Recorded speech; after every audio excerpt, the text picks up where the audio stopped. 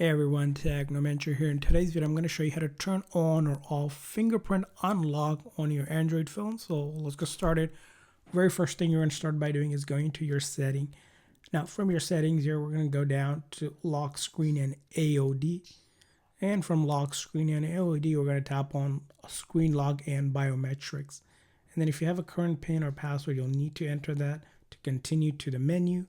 Now, once you get to screen lock and biometrics here, you're going to go down under the biometric section. There should be an option that says fingerprints. And now if you have not added a fingerprint for unlocking, you're going to need to add one first. So go ahead and do that.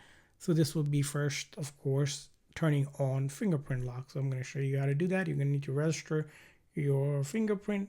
Now keep in mind, not all Android phones support this. If you have a phone that doesn't support it, you may not see this option, unfortunately. So you're going to have to take your thumb like I am, basically lift it a few times, move it around till you hit 100%. And you're going to keep on doing it.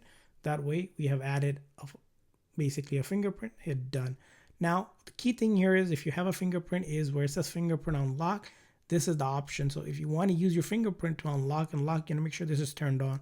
However, you don't want to use the fingerprint unlock, but keep a fingerprint, you just turn that off. And that will just turn off the fingerprint unlock on your iPhone. So again, once you go to lock screen and biometric, look for fingerprints, and from there on, either add a fingerprint if you don't have one to turn on fingerprint unlock, and if you already have it on and you're going to turn it off, just simply tap on that. Additionally, you can always just delete the finger altogether if you tap on it, and you can remove that, will completely remove it, and next time you do need to add, you will need to add one on. So that's how you do it. I hope this video was helpful, so please consider the like and subscribe button for more tips and tricks, and thanks for watching.